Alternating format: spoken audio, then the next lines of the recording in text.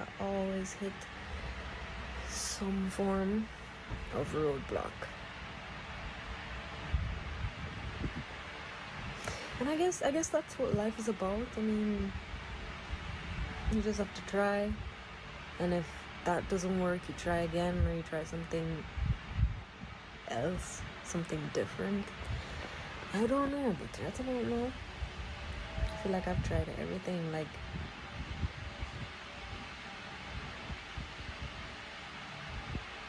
should I really go get another 9 to 5? Is that the solution to my problem? And I feel like once this whole OnlyFans thing goes out there, like out to the public, who would want to hire me again? Like, hire me in their 9 to 5 space, you know, because of the stigma, the heavy stigma that's attached to doing OnlyFans. Like, it's almost like I'm kind of ruining my life right now. But the 9 to 5 thing, it's too safe and it's too restricted.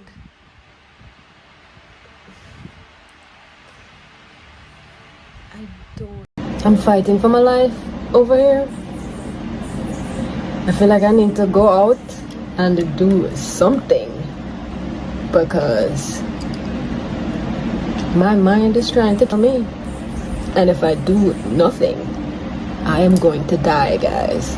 Every day I get up, my mind tells me to go and jump off a building. It tells me to go and overdose on pills. It tells me to go and hustle. I am fighting for my life. Where do these thoughts come from? I don't know. I have no idea. They're my own thoughts, but do I want to be having them? No. Do I want to die? I mean, it would be easier, you know, than having to deal with the ups and downs of life. But boy, I don't know. But all I know is right now I'm fighting for my life. I think I need to give some form of timeline and some form of sequence of events. So basically, I graduated university in 2020 during COVID. I started working at the audit firm in 2020. I worked there until 2022. Then I left in I think it was January or February 2022. January. Anyway, 2022 to 2023. I did the whole modeling, you know, me venturing, trying to achieve my dreams. Did the whole pageantry thing. And then 2023 I was in a struggling, failing relationship, and I wasn't working at the time, and I decided that I need to leave this person. And so I started looking for a job. Got a job in 2023 September. Then I went on my spiritual journey, because I don't know, I felt like I just did everything I could in life, and I just couldn't figure out, as I said, you know, my purpose and whatever. So I decided to go into the church full-fledged, devote my life to Jesus, basically. And so I got baptized in December 2023 because my boss,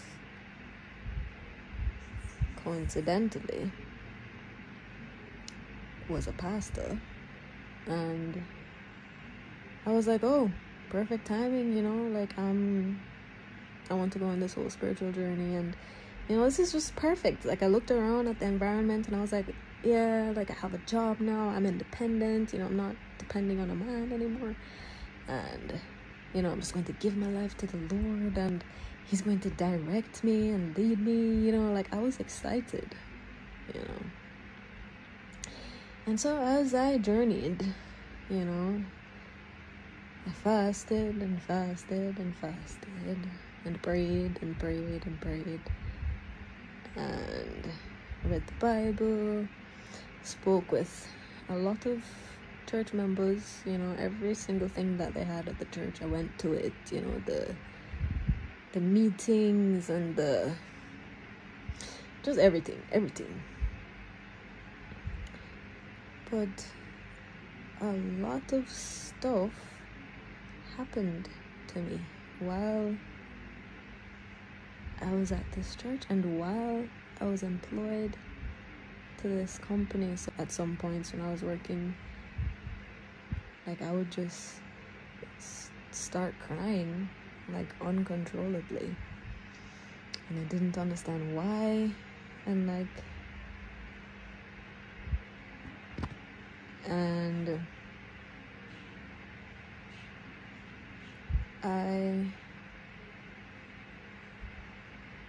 would get sick sometimes, like, just completely sick, like I can't function anymore, and I would just have to go home.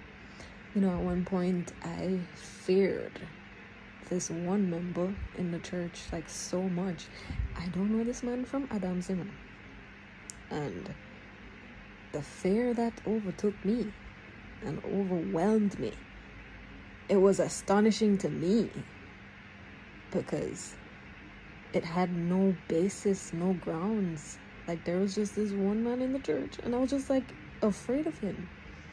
And so, like, at one point I went to my boss about it, and I was like, you know what, we're going to face this, like, head on. And, like, I spoke to another one of my church members, and I told them, like, let me talk to this person, because I don't know why my spirit is just so much against them. I don't know them, and this just seems like madness. Like, felt like I was losing my mind a little bit, because I don't know this man from Adams, but yet still there was so much fear in me. I was like, no, man, I have to get to the bottom of this. So I spoke to him, and then, you know, spoke to my boss also, and he kind of painted a picture of the guy and say, you know, based on his experience, there has been no skeletons in the closet. And, you know, like, I guess I heard him out, and I was like, all right, see, you know, I don't understand why I had so much fear towards this man, but it's fine. Like, it's fine now, because, you know, the air is cleared and everything's fine. And, you know, I've been working and putting in the hours, like, diligently, especially during tax season. And, you know, some occurrences, like, happened that I don't really understand. Almost like I would get injured, but injured in a way that was just weird. Like my toe almost got completely ripped off, like, one time. Man, like, I don't want to sound too suspicious or too much like a conspiracy theorist, but, like, my ex, the same guy that I was with, and, like, the relationship was failing, he's very, what would you say, vindictive. And boy, like, he seems like the type that would do literally any single thing to not lose in life. Like, even if it means doing maybe, like, some spiritual harm or, like, some witchcraft or something. Anyway, that's just me kind of summing him up. But anyway, yeah, like, I would just get injured, in the weirdest ways possible. And at one point I just thought it was this man that was attacking me, and so I tried to get rid of every single thing that might have tied me to him. So like, he bought me a lot of stuff, like a lot of clothes, and he really funded me when I was going through the pageant. And so like, I got rid of everything, like all the clothes he got me, every single thing. There's somebody at my door. I got rid of everything, but then I don't know, like, combined with the whole church thing, I think I was taking it way too seriously. Like, I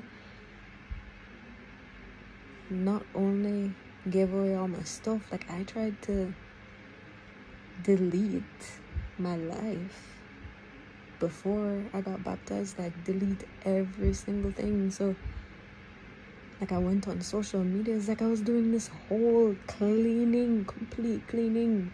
Like, I was taking this whole reborn, born from above thing way too seriously. It's like I deleted my group photos, I deleted my Snapchat, my Instagram. Like, I was trying to erase, basically, the old me. Like, completely wipe her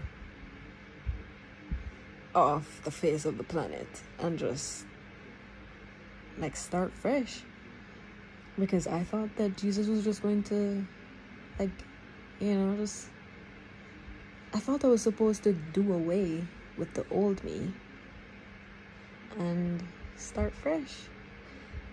But I did literally everything. I tried to be perfect.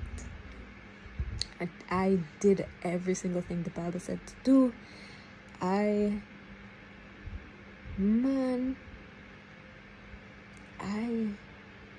did it all. And then, lo and behold, someone from my past, an ex-lover of mine, like at the time, I called him the love of my life. He came back into my life, and honestly, I thought it was God, like, calling him to me and like finally bringing us together. And I thought we were going to get married and just have children and live happily ever after. But that was the furthest thing from the truth. Like, this man came back into my life and treated me so badly, and I was abstaining, because the Bible says you shouldn't, no sex before marriage. Like, I was abstaining the entire time from I got baptized. Even from before I got baptized, I was like, you know what, I'm going to do this for the Lord. And like, my body now belongs to the Lord. So I was like, no more sex. But in the name of love, or for the sake of love, I gave this man my body when he came back into my life, and he treated me so badly, so badly, guys. And I think it was on purpose. You just have those people who, honestly, maybe he just has his own issues that I have nothing to deal with, like I have nothing to do with, and maybe he just has his own issues. But I could not believe the treatment that I got from this man, and I didn't deserve it, because I loved him, guys. Like, I loved this man with all my heart. Like, man, I don't even want to get into the whole story of me and him, but I never stopped loving him. Like, I would sit at work and like write love letters. Oh Jesus, boy, man, I loved this man. with all my heart. And he just didn't care about me. He didn't love me. I don't know what it was. But anyways, that man came back into my life, and he basically gave me a reality check that, you know, life is not perfect, and I'm not perfect, and I will never be perfect. So it's almost like I was going on this good path, you know.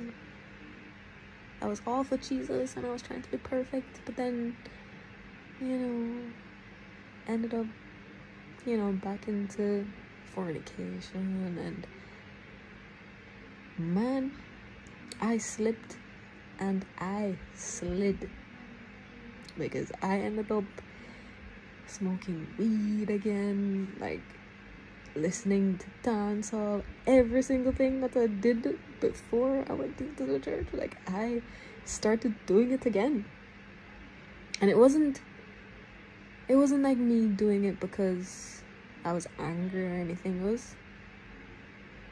was just me doing it because, like, I started to remember who I was, and I'm like, why would I want to do away with who I truly am, like, at my core? Why?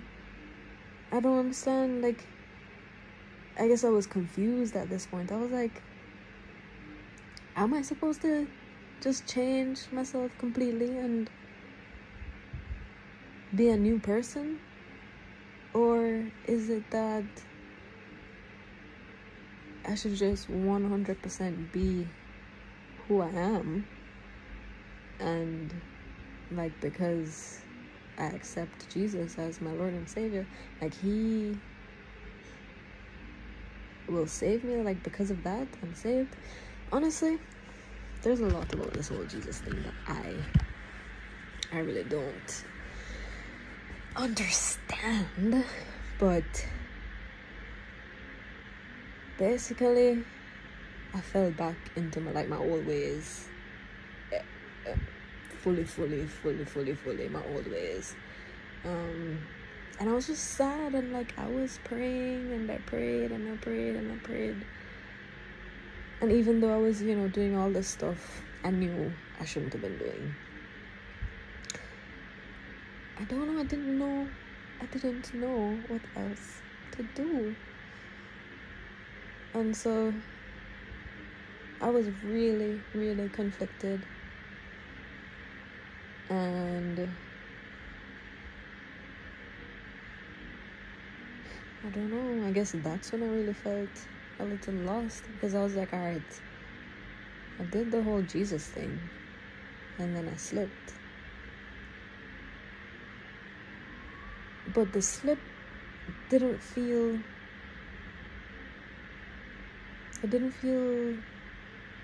like I was supposed to go back to trying to be perfect. It felt like it was a reality check for me, like, to bring me back down to reality and let me realize that I was taking, you know, the whole church thing way too seriously. That's what I think. I don't even know. So anyway, so yeah, like, I was doing a lot of stuff I used to do, like, before the whole church thing, and then there was a lot of back and forth with the original guy. Like, he just wouldn't let me go. I mean, I had an attachment to him, a bit of an unhealthy attachment. I feel like the story is just going all over the place, but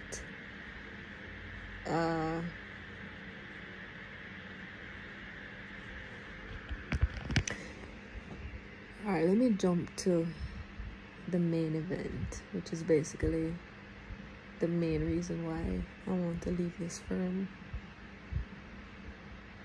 and also why I want to walk away from this church. Because, guys, disclaimer, my dad was a Freemason. He passed away in 2017, but he was a Freemason, and I don't know if the events that have been happening recently have anything to do with that, but oh Lord have mercy, how do I even say this? Help me, Lord, help me. So I basically got a job, a commercial gig. I normally get these commercial gigs, but this one was a little bit different, in the sense that I believe I was being tested somehow. It sounds weird, but it was almost as if I was in a game or some form of orchestrated world where the people around me were a part of something, and they were trying to show me stuff, like open my eyes to certain things. Like it felt very set up. There were a lot of clues and like messages, and even like the people, they would say something and I'm like they were signaling to me. I feel like I'm going to sound crazy, but I feel like it needs to be said, because I feel like they tried to make me go crazy. Whoever, by they I mean whoever orchestrated this whole thing, you know?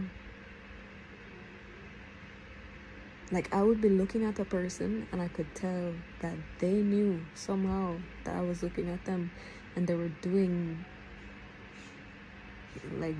things because I was looking at them. I don't want to sound like a crazy nut job, but guys, this is actually what happened. And like, even there was a person there while I was on the job, and I can't even explain this. But basically, I feel like I was being tested, guys. Let's just call it that. I was being tested. Like, they tested my knowledge, and I was basically exhausted by the end of the activities. You know, I don't want to say too much because I don't want to be painted as a lunatic, because up to now I still don't understand a lot of the stuff that happened while I was on that job. But anyway, man, I'm remembering some things that I saw even after the job was finished. Some things like at my house, some things out of this world, guys.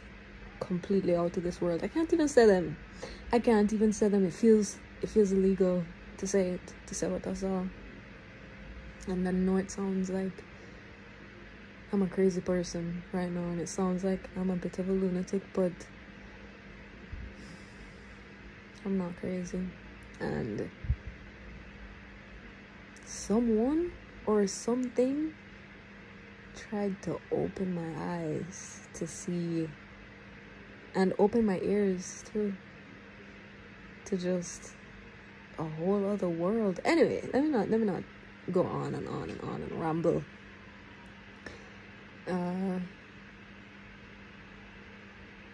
But basically, after I got this job, I was really, really sleep deprived. I got home at like after 3 in the morning, and I didn't get much sleep, and then I got up, went to work. So I was already in a state of mind. And guys, I'm just going to say exactly what happened. I felt compelled when I was at work to get up out of my office and go on this treasure hunt at my office. Like, I don't know if it was sorcery or witchcraft, or maybe I really was just losing it briefly. Like, my psychiatrist says it was psychosis, but basically I went out to the office and I was looking at these signs, and it's almost like it was telling me where to go. So like I would go upstairs, and then I'd talk to this person, and then I'd go downstairs and I'd talk to another person. It's just pure madness. Anyway, and again, you know, like the people that were at my office or that were in the building, it seems as if they were a part of it, because like I would go to one room and they would be like talking to me, and then I'd get a clue from them as to where to go next, and it's almost like they were helping to direct me. I don't know what it was, guys. This sounds like pure madness.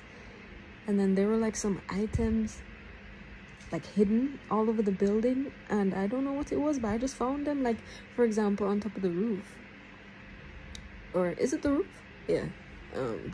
There were like some hidden ping pong balls, and there was a ping pong table. Like, I took up the balls and I put them in the room.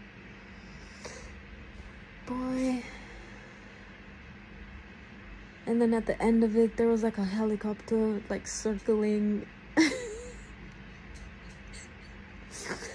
There was a helicopter circling and like signaling to me. Just one bag of madness. One bag of madness. Almost like I was being led to lose my mind. Anyway, by the end of this whole treasure hunt, I was downstairs, like at the bottom of the complex, and guys, long story short, everybody tried to convince me that I was losing my mind, and they were like, "Oh, Tyra, you're not well." And this one guy that works like in the complex, in the office beside me, he was like, "Oh, Tyra, you should come with me and like let me take you home or whatever, like you're clearly not well." And I was like, "No, I don't want to go with you, go away." And then somehow my family ended up at my workplace. Who called them? I don't know. My family was there, and they were like, "Tyra, you're not well, come with us, like come with us." And I was like, "What? Like, how did you even get here?" "No, like, I don't want to come with you. I don't understand. None of this is making any sense to me." And like, I knew the whole treasure hunt crap, it wasn't making any sense to me either, but I don't know if it's a spell or what, but I felt like I had to just go through it. Like, there was no way around it but to just go through it and see where I ended up, basically.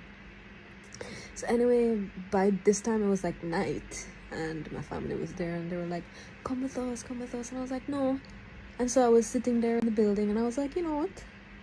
I'm going to leave on my own accord, because these people are all acting weird, and they're all trying to convince me that I am out of my mind. So I tried to leave. They all prevented me from leaving.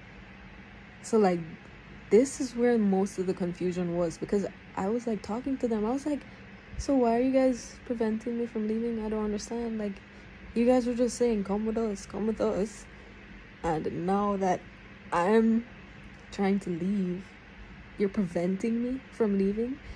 Guys, I tried to leave that building. I had to fight. Literally physical fight.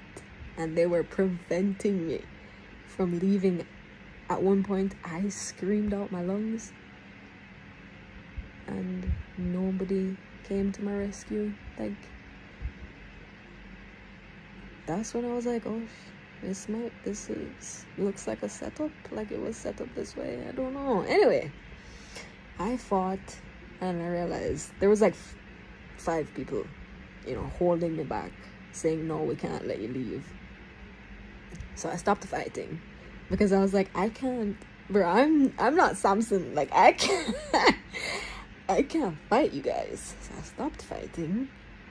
And then because I know I'm fast, bro. I sprinted. It's like they turned their back, or they stopped, wrestling with me for a little bit, and I sprinted, and I tried to jump over the gate, and I reached like on top of the gate, and they held me. They grabbed me, pinned me to the gate, and they were like, "Tyra, you're not leaving." And while I was on top of that gate, a car pulled up, like, right in front of the gate, because the gate was, like, closed, so I was trying to, like, jump over it, and the car pulled up right in front of the gate, as if to say, even if I do make it over the gate, like, he was going to prevent me from leaving. Guys, I don't know what the hell this was, but I just realized I just had to see it through to the end.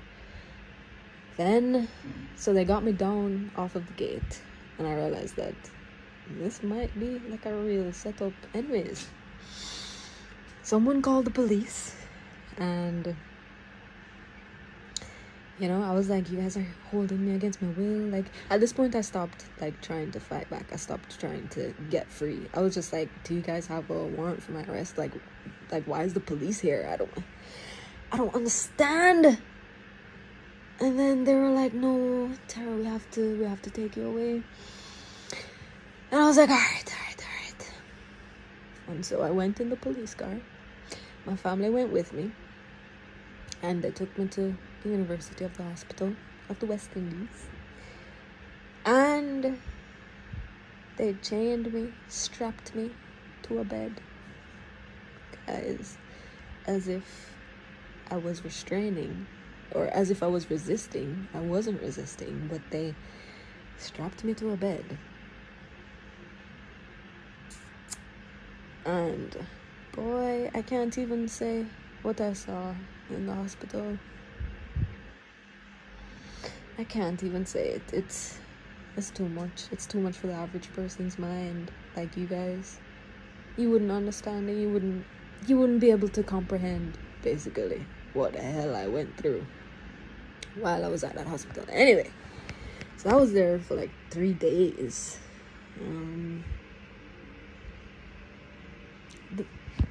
The worst thing about being there was the fact that whenever I wanted to pee, guys, I wasn't allowed to pee. Like, I would have to hold my pee for like so long. Like, I would ask them to like let me go pee, and they were like, no, you have to pee in a bedpan. And I was like, I don't want to pee in a bedpan, just let me walk to the restroom. And eventually, after like begging for some time, they would let me pee. But at one point they were like, no, you're going to have to use the bedpan. Why? I don't know. I have no idea. Anyway,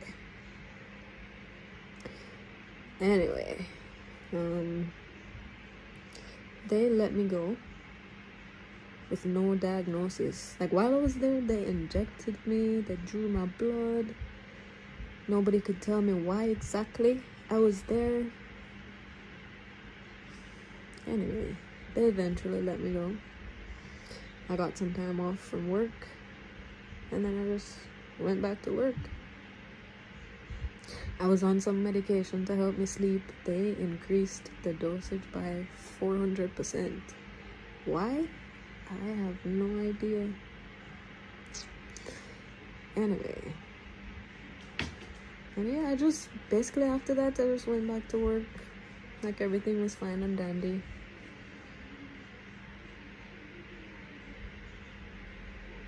That's not even half of the story, guys. That's not even half of the story. Like, so many things.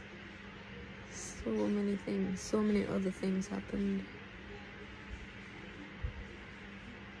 that I can't even, it's unfathomable. Like, I can't even mention it. Oh, even like my boss was there, and he was like, oh, come, Tyra, you're not well. My boss and the HR manager, they were like, Tyra, you're not well. Man, it felt like the world was against me. Like, the world came down on me. And up to now, I still don't understand it. was it an attempt to drive me insane? And if it was, orchestrated by who? Like, I don't understand. And so that's like the main event that happened that really makes me want to leave this place and find some other way. But every time I try with a 9-to-5 job, I always end up at the same place. You know, I end up just not wanting to do the work after a while, and I end up depressed and I end up wanting to quit. Like, it's the same cycle all over again each time. I feel stuck and trapped. Man, at one point, even one of my coworkers, they were trying to convince me that I'm out of my mind, and they were like, oh, Tyra, it's okay, you know, like, I know a lot of people who, you know, life is so hard and them head just chip as a result. And I'm like, I am in my right mind. Why you keep trying to convince me that I'm not? Like, I don't understand what the hell this is. But guys,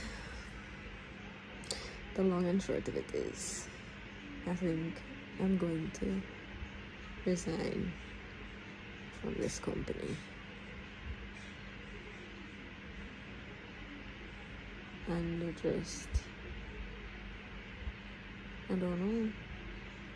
I started this Instagram page for the t-shirt thing that I wanted to do. It's called art.tees.on.demand. So art tees on demand.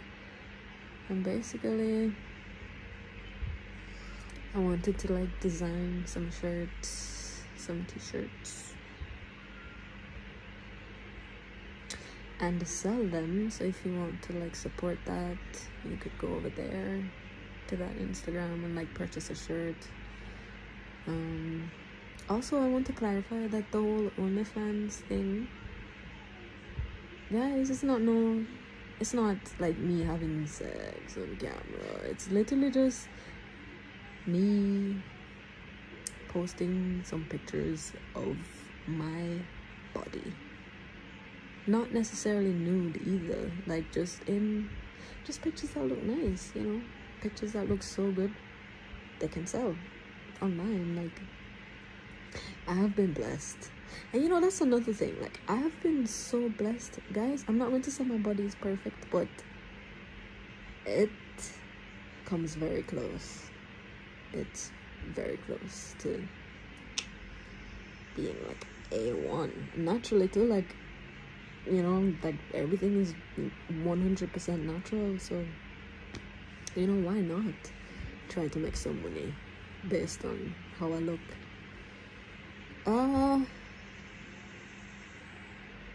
Yeah, so it's not too degrading for the critics out there.